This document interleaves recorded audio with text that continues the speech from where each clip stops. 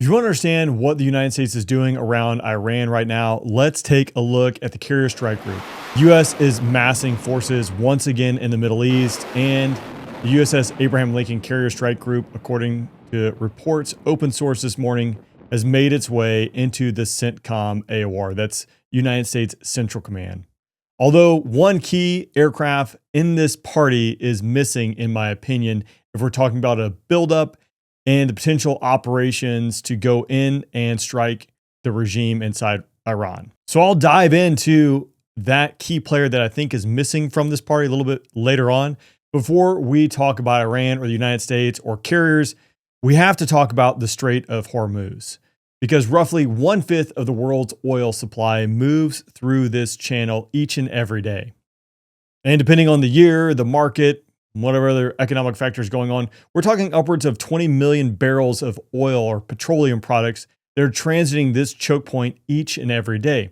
At its narrowest, you're looking at roughly 30 nautical miles wide, which is about the same drive from Washington, D.C. to Baltimore, Maryland. Clearly, this places the Strait of Hormuz right smack dab in the middle of global concerns.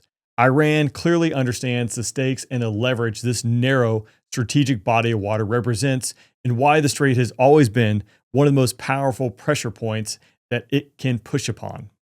Now, closing the Strait might be one of those things that is slightly beyond Iran's reach or would take a significant amount of resources to do. They understand that they don't necessarily have to permanently close the Strait to cause problems. They don't need to sink tankers or mine the entire waterway. Just a credible threat could possibly be enough to disrupt the global economic trade that passes through the Strait of Hormuz each and every day. But they bring a whole host of drones, missiles, naval harassment, as well as proxy activity that can be just enough to raise the cost or inject uncertainty into the system that causes chaos amongst global economies. So keeping the Strait open is not just an economic issue, it is a strategic one. And thus, the stage is set for the USS Abraham Lincoln Carrier Strike Group, aka the naval armada, the floating armada that President Trump has stated recently in press conferences. Carriers are arguably one of the most visible chess pieces when it comes to diplomacy should negotiations fail or talks disintegrate. And they are one of the easiest for people to misunderstand. But to be fair, they also send a pretty clear message unless you've had your head underneath a rock. A carrier moving forward into the region does not automatically mean that a strike is imminent. What it does mean, though, is the United States is positioning a sovereign airbase that it can operate without host nation permission, it can generate and sustain air power, and it can be used as a signal or an operational tool if the decision is made to go further. So if we want to understand how the situation is building up, we have to stop looking at just one platform like the Carrier Strike Group and look at the system that's being assembled around them. And over the last few days, we are seeing a significant buildup in the region, various iron flowing from all across the globe into the theater. This includes not just fighter jets, but cargo aircraft, ISR, the intelligence, surveillance, reconnaissance platforms, command and control platforms, and everything in between. So let's start with the strategic lift piece, because this is one of the strongest open source indicators that's out there. In the current posture, there's been a surge of C-17s. Upwards of 45 had just arrived in the region as of the last few days. And obviously, we have to treat the OSINT, the open source intelligence, with some caution, but the indicators from normal pattern of life, if you will, this is a significant buildup and matches precursors to strikes we've seen in the last 18 months or so. So I think the trend line definitely matters, and this trend line is clear. When we start seeing strategic airlift surges, we're not just seeing people moving, we're seeing the movement of sustainment, the logistics arm to carry out operations and potentially long-term operations. This is more or less the invisible part, but this is the meat and potatoes that make all this happen. The jets on the ramp obviously need a huge backbone, a huge support network behind it in order to make these fly. So undoubtedly, these C-17s are not only carrying people, but they're carrying the logistics support to make this happen. Weapons, fuel, food, and any other type of equipment that might be needed in order to carry out a strike inside of Iran. I think it's important to note we haven't seen from open source intelligence with additional Patriot batteries or THAAD batteries moving into theater. We definitely saw that when it came to Operation Midnight Hammer. A piece that never can be discounted is the distances. This theater, the routes, the distances are vast. Some people are friendly with one or another, or they might not want to grant permission and risk a retaliatory attack by Iran. Thus, roll-in tankers, and again, according to open source intelligence flight trackers, we're seeing a whole host of additional tankers flow into the region, which are critical in order to enable fighters and bombers to go out there and conduct long-range strike missions. A big piece, which we talked about in a recent video, was open source reporting of F-15E Strike Eagle squadrons deploying out of England. Now, normally this wouldn't, I would say, even catch my eye. I would just think it's a normal rotation. But in fact, this makes upwards of almost 36 Strike Eagles that have deployed to the region. So 3 fighter squadrons, specifically Strike Eagle fighter squadrons deploying to the region. This is abnormal because normally you would expect a complement of different fighters in the region, which there are, but you might expect an F-16 squadron, an F-15E squadron, and an F-22 squadron that would deploy into the theater, all interoperability, again, different tools for the tool bag where you can leverage their different capabilities. But 36 F-15Es, I would say, is historical by most standards. You haven't seen something like this outside of the kickoff of a major operation such as Operation Iraqi Freedom or Desert Storm, where you're deploying dozens of fighter squadrons and fighter squadrons of similar type. This is deliberate mass with a deliberate capability. The F-15E, it's a platform that carries a lot and has a lot of gas and is built to manage complex mission sets. It is designed for long-range strike, dynamic targeting, and is built for sustained operations in complicated and somewhat contested airspaces. The 2-seat configuration of the F-15E brings the complement of a weapon system operator or a WISO, which helps manage the workload in the cockpit. 3 squadrons, 4 deployed means you can scale operations. They can sustain tempo. They can absorb maintenance cycles, and they can run strike missions while maintaining a defensive coverage in the theater. This is one of the few things that mass actually buys you. And now to add to an extra layer to this, the F-35s, they can change the air picture. They can handle advanced surface-to-air missile systems. They don't replace the rest of the system, but they definitely bring a unique set of tools to this party. They bring some of the most advanced sensors and electronic warfare capability that's out there. Advanced air and ground targeting, plus a wide complement of armament to address air and ground threats. They share their advanced situation awareness off-board with other players via data link, which enhances survivability and lethality to other platforms like the F-15E or the F-16. They reduce uncertainty and increase awareness. They allow the rest of the package to operate effectively and more safely, and we saw this in Operation Midnight Hammer with a mix of F-35s and F-16s crossing into Iranian airspace. They do come with a few limitations when we're talking about the F-35. They are still bound by the real-world constraints, internal missile carriage limits. A magazine depth issue is something the F-35 is working on. Additionally, the F-35 is moving into that suppression of enemy air defense role that the F-16 Block 50 currently does, but it hasn't completely taken it over. Or in some cases, it's better utilized in other capacities and letting the F-16s, the Block 50s in particular, focus on that seed role because they bring a kinetic arm with the AGM-88, the HARM, high-speed anti-radiation missile.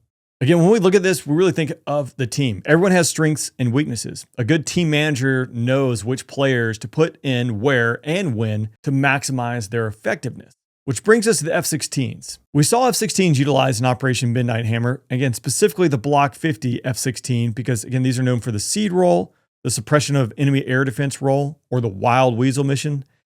Having been a Block 50 F-16 guy in prior life, I can appreciate the concern that probably existed when we decided to use 4th generation aircraft like the F-16 in Iran for Operation Midnight Hammer. Survivability in an advanced integrated air defense network with advanced modern surface-to-air missiles is a real and legitimate concern. But what we witnessed with Operation Midnight Hammer in June of 2025, the striking success when you blend 4th generation and 5th generation assets, plus a little mix of space operations and cyber operations, you can be very effective. Now, open source reporting places F-16s that are currently in theater as Block 40s out of Aviano Air Force Base. These are not seed platforms. However, they are relevant to this posturing. They're a multi-role, so air-to-air and air-to-ground capable fighter. They bring strong defensive counter-air, so think protect a base from enemy attack from aircraft. But they bring strike capability as well as this new increasingly important counter UAS, unmanned aerial systems. Counter UAS is no longer just a niche role, it's becoming a critical role in the region. Drones have become a daily operational reality. Not a rare event. Bases, infrastructure, partner forces, all are facing this persistent threat. Low-cost aerial threats that have a capability to do a lot of damage. And while we are learning how to overcome this, when it first started, we were using really expensive AIM-120 AMRAAMs and AIM-9X missiles to take these drones out.